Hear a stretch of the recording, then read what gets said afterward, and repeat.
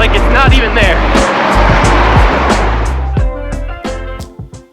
Hey everyone, today I'm going to talk to you about the Apple Watch Series 7. And yeah, it comes in this nice box from Apple and everything, but ultimately that's not what we're here to talk about. I want to talk about it from a runner's perspective and how it works as a true running watch, how it's been working for me and how I think it might work for you. So what makes this Apple Watch a true running watch? What even puts it in the running to be considered a tool for runners, cyclists, or any other kind of endurance athlete? Someone who wants to just get into running, exercise, anything like that. What are the key features that puts it in that category? The first thing for me is the ability to track your routes with GPS. So it has full GPS tracking. You can see your pace, your distance, all live and in real time. And when you're done, you can see your route, on a map with satellite and everything. And you can see how your paces, distance, everything were during that run. The second thing is it has a heart rate sensor as well. So the Apple Watch can give you all your heart rate data. And although wrist-based heart rate is really not known to be one of the more accurate ways to track your heart rate, Apple actually does have one of the best ones in the industry, and even since the Apple Watch Series 6, it's actually been known to be more accurate than a lot of the other watches out there. They really have set the bar pretty high with their heart rate tracking and heart rate monitoring capabilities. Another feature that puts it up there is it can instantly move everything over to Strava, which is obviously a very popular, almost social media app for runners and cyclists.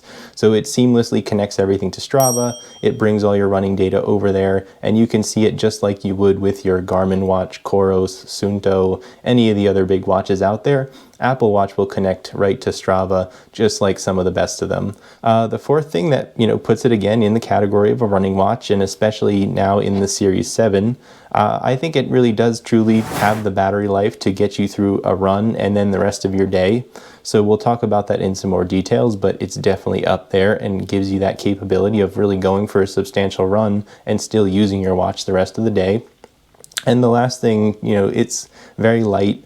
It feels like there's really nothing on your wrist, and that's really important when you're running with something. You don't want to feel like there's something else weighing you down.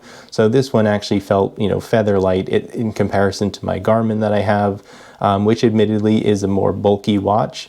The Apple Watch Series 7 really just felt like there was nothing there.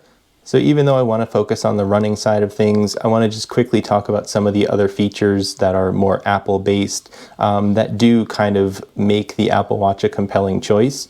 If you were going strictly off of its capabilities as a running watch with its battery life, those sorts of things, you're probably going to go with another option out there like Garmin or Coros.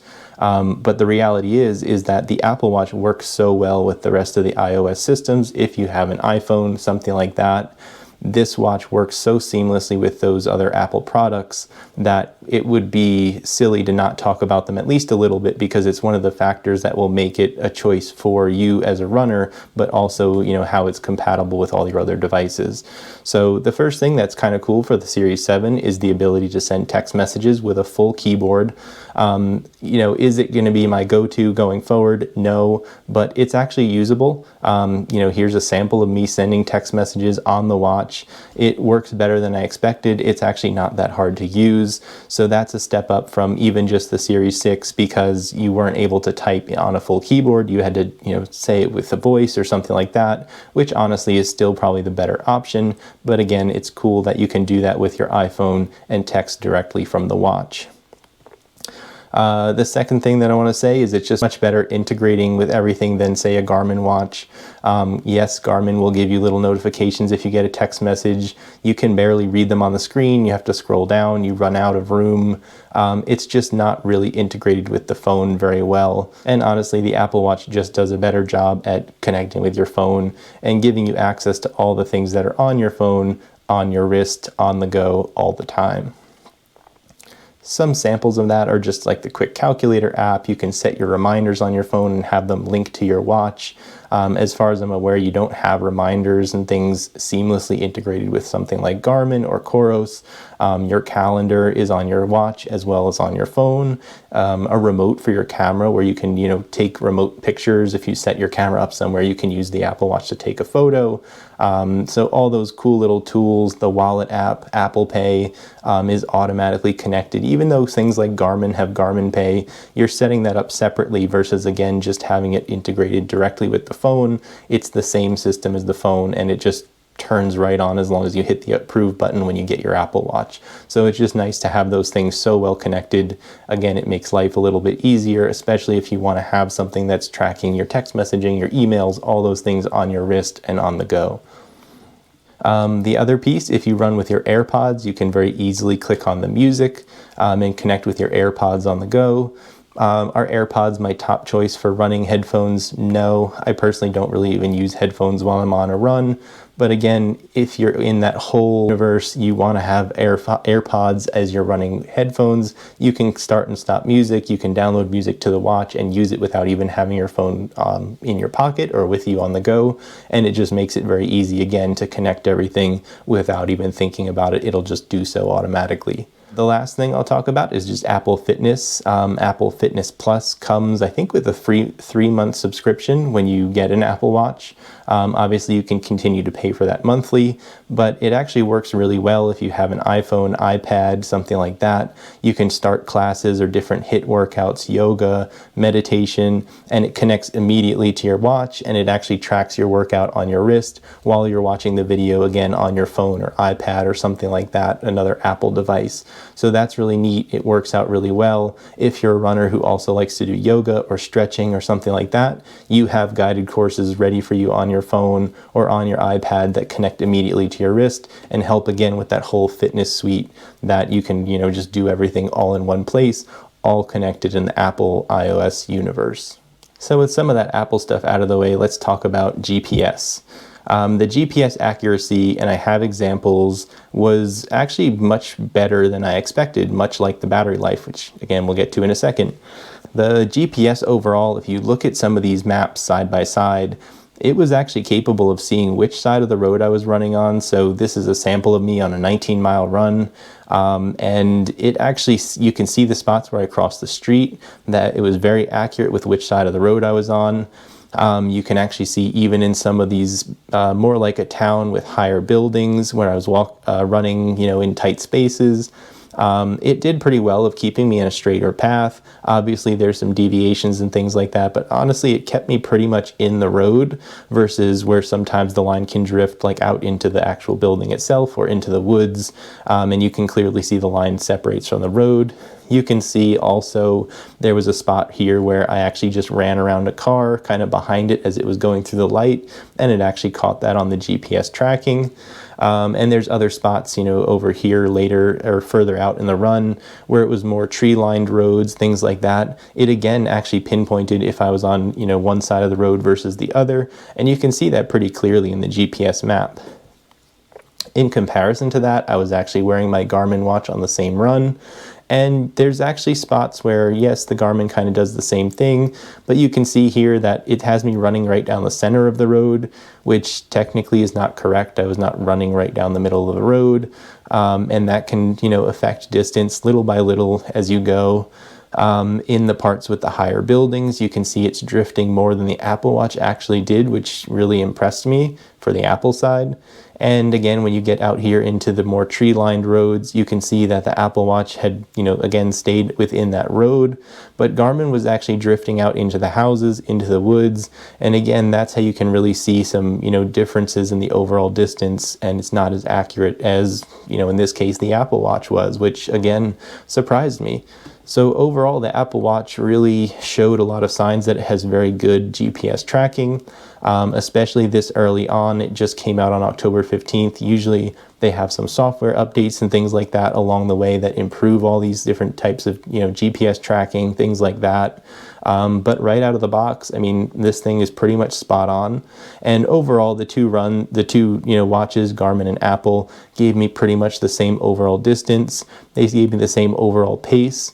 But when you really get into the details, you can just see that it looks like Apple, at least in this case, tracked it very accurately to the road that I was on. And again, I just happened to know where I was running, so in my experience, it's just been very accurate. It keeps me very stuck onto the path that I actually took. As far as heart rate accuracy, it's hard for me to really prove anything, and I'm not going to go super in detail. I don't have a chest strap that I've been using right now, so I can't tell you exactly where or how close it is to the actual number. But all I can say is that there's examples here where the heart rate really did follow the path very well. You know, in comparison to what I know the hills or the elevation changes are on this road, the heart rate matches up very smoothly. Any parts of the road where it's a little bit of an incline, my heart rate goes up just a little bit. When it's a decline, even if I'm going faster, you can see my heart rate just start to creep down a little bit. Some of the bigger uphills, again, my heart rate spikes just a little bit, but overall it's just been very consistent, and I can truly say that compared to what I'm expecting, there's really been no issues with the heart rate overall. And when I've brought it out with my Garmin watch, the two have been very similar. And when you look at the heart rate curves, even over very long runs, it's very smooth, it's very predictable. You know, I'm not seeing any strange spikes or anything like that where it's getting stuck at a too high or too low of a heart rate. It all makes sense. Even when I've stopped at a stoplight, you can see in this spot here, once I started going again and restarted the watch, it actually very quickly caught up to the correct heart rate, and it didn't take a long time. Like actually sometimes I've even shown on my Garmin watch, it takes a long time to get back to the actual heart rate, and it kind of gets stuck at a lower spot for just a little bit after pausing and restarting the watch. With the Apple Watch, I didn't see that, and it really just kind of caught right back up. And again, it makes sense with all the heart rates that I've been, running in the distances and speeds that I've been running so far. So very impressed with that part overall. So I'm going to spend a good amount of time talking about battery life, because honestly, battery life is the one thing that makes or breaks the Apple Watch. Apple Watch is at the bottom of the barrel when it comes to battery life, 100%. It's really going to be a watch that you have to fully charge every single day, no matter what. GPS for probably more than 4 or 5 hours is going to be the entire battery. And what that means is, if you're going to go out for a race, let's say, even if it's a 5K, 10K race, or if you're traveling for a half marathon, you're going to have your charger with you at all times to make sure that you're charging the watch the night before and that you have enough battery to actually complete the activity. Say it's a 2 to 3 hour half marathon or something like that for you. You're going to want to make sure you charge it the night before. That way you have enough battery to get you through your sleep cycle and then get to the race and actually turn on the GPS and run the race that next day. Now, what does kind of save the Apple Watch is it does have a very fast charging capability. So, Apple will say, you can use the Apple Watch right before bed, and if you're low on battery, just 8 minutes of charging will get you 8 hours of sleep tracking. And honestly, if you took a shower or something like that at night, I've found that the battery charges from 0 to full in less than an hour. So that's not too bad. And again, you're going into this Apple Watch knowing that it's a device you're going to charge every single day anyway. So I haven't really seen an impact on, how I'm able to use it as far as running on a daily basis in comparison to anybody who just has the Apple Watch as an Apple Watch. Some examples of, what I've used this watch for. I've found that if I'm going for anything, 2, 3, up to 10-mile runs during the day, that the watch will still last me the entire day. I can charge it the night before, go through my sleep cycle, wake up, go for a 5 or 10-mile run, and my watch will still last all the way till the end of the day. In fact, here's a shot of a day that I went on an 8-mile run, and this was, I think, around 8:45, 9 p.m., and I got the notification that my watch was down to 10%. So it lasted 24 hours, even though I went for an 8-mile GPS-tracked run in the morning that day. The same thing for going through a day and running in the afternoon. I've gone out for a run with, in the 40% of battery life left just from the watch, going through the day. And I still had confidence that I could go out for a 5-mile run. And when I got back, it was down to about 25%. So whether you run in the morning or in the afternoon, you can be pretty confident that you can get through any day where you're including a 5, 10-mile run, anything like that. Once you go over 10 miles, you're probably going to have to run into the issue where you may have to charge again a second time or at another point during that day to make sure your watch is actually lasting you through the whole day or getting to track your sleep if that's something that you want it to do. What I recommend is you just wash the watch in the sink instead of showering with it, and I found that just charging my watch while I'm taking a shower, brushing my teeth, all those things, getting ready for the day, or showering after a run. And so that's the best way to keep my watch fully charged. Even if I just do that once a day, I find that, again, I can go for runs, go through my whole day of work, do everything, get text messages, emails, everything on the watch, and I'm just fine. Everything works out, and there's really no impact of me going on that run. It's still a watch that lasts the day, and I still need to charge it once every day. Another thing that surprised me with this watch was its ability to track something up to a 19-20, probably could have tracked up to a 22-23 mile run without me being worried about the battery. You know, I charged it the night before, I went to sleep, slept with the watch, woke up, and it was probably at about 90% by the morning. I went out and it was a 19-mile run, and by the time I got home, I think the battery was around 45% or something like that. So again, you know, with sleeping, waking up, going out, doing that 3-hour activity with GPS, I still had about half the battery left. You know, this is promising. Maybe you're training for a longer race, like a half marathon, and you have, you know, 12, 13, 14, 15-mile runs built into your training block. This watch will still work for you in that it has plenty of battery to wake up in the morning and get your run in. So again, I feel like I'm spending a lot of time on the battery, but I just feel like it's the single biggest factor in whether this watch is going to be the right watch for you or not. I don't think anyone's going to complain how it connects with their phone or how it works within the iOS universe. So who this watch is best for is really going to rely on what type of runner you are, what kind of distances you're training for, and how long of a GPS activity you're generally finding yourself doing. If you're someone who's going out into the mountains and doing long hikes, 5-6 hours long, or mountain running for 20 miles, this might not be the best option because maybe you decide to set up a base camp or something like that and you don't have a charger that night. Then you go out for a long activity, you're probably going to run out of battery. If you're somebody who wants to go out for a half marathon or start training for a half marathon, I think this watch is very capable. Again, you're going to have to charge it every day, but any kind of day where you're running 4, 5, 6 miles all the way up to your longest runs, you should be able to get your long run in and again have a decent amount of the day where your watch is still functioning as an Apple Watch for you, you know, when you go about your business, go to work, everything like that.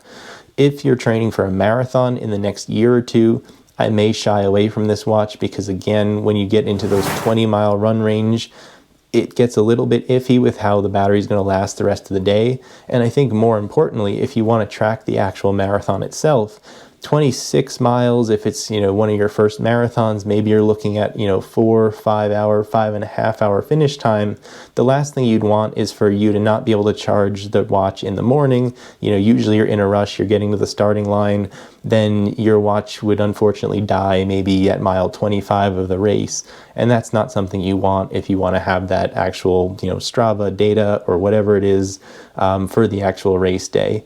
So again, if you're training for a marathon, you're probably going to want to just go with something like the Garmin or the Coros watch because it will get you through training and through race day. Whereas the Apple Watch, you know, I have it, but I also have a Garmin. And for example, for me with the New York City Marathon, I'm going to bring the Garmin watch. I'm not even going to try to use the Apple Watch for that race because I just don't trust the overall battery for something that long. And again, there's a lot of headache around when you're going to charge it to make sure you have enough battery the morning of the race. So with the battery out of the way, the other thing I want to talk about is the watch band.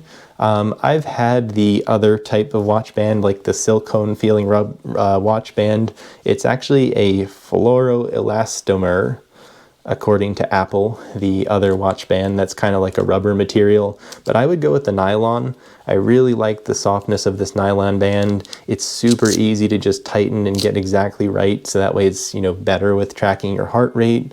It's easy to take on and off and just make sure that, you know, you're able to wash it and clean it after a run. And I just find it much more comfortable than I'll call it the rubber Solo Loop or the other adjustable watch band. The Solo Loop doesn't adjust at all. It's kind of springy material, so you can stretch it and it pulls around your wrist and then, you know, gets a little bit tighter. And then the other regular, rubber or fitness watch band that's made out of that fluoroelastomer has holes. So you can only get as tight as some of the holes. You might be somewhere in between a hole, and that's just not as adjustable as something with Velcro and, really easy to set wherever you want. So just some final notes on the Apple Watch to wrap everything up. The Apple Watch is waterproof. To keep it simple, you could go for a swim, shower with it, wash your hands. Again, just to keep it basic, it's not going to fail or break in any of those scenarios. Obviously, there's a limit to the depth that you can swim, but if you're doing laps in a pool, or again, just worried about forgetting to take it off when you go in the shower, you don't have to worry. The Apple Watch has got you covered there. So overall, again, this watch really impressed me. I was not expecting as much battery life. I was not expecting to be able to go for as long as a run as I did with this watch and still, again, last pretty much the rest of the day. I didn't expect it to, be as accurate with the heart rate data. I didn't expect it to be as good of a GPS tracking as, the Garmin watch or some of the other, real run-focused watches out there. So I think this is a really good option for a lot of people that are, yes, someone who's maybe a more casual runner who does it in conjunction with other workouts and they just want to be able to track their runs when they go for a run or track their bike ride when they go for a bike ride. But the reality is this watch will work for a more serious runner as well. Again, just up to a certain point of the distance that you race. So if you're someone who's a serious runner up to maybe the half marathon distance, I still think it's a nice option. Again, if you're an iPhone user and you're in that iOS universe, it's a really cool option to be able to have all the other functionality with your iPhone, with your MacBook, with whatever else, your AirPods. It just makes it a really compelling choice because, again, you can go day to day. You already know you're going to charge your phone every day, so you charge your watch alongside your phone. It's really not a killer in this case because of, again, the distance of runs you can go for and the amount you can still have your watch the rest of the day after you go for a 5 to 10 mile run. Again, where I think you're not going to want to use this is if you frequently are training for marathons or running marathons. Unless you have another watch option, it's just not going to be the best choice for you. Something like this is just more fun to have, I think, if you're spending, a good amount of money on a watch. Someone who's new to running or just getting into running or wants to challenge themselves up to a certain distance, you're not really going to get much out of your Garmin watch or out of your Coros watch as a new incoming runner or someone who's just starting to increase their distance. You're going to spend a lot of money on that product. Yeah, you're going to be able to use it when you run, but that's probably just about everything you're going to use it for. Something like this, maybe it's worth it to you to spend that money because you're also going to have this great companion to your iPhone, and it just, again, makes it a compelling choice, I think, over some of the other options if everything that I've said kind of aligns with the type of runner that you are. And so that's it.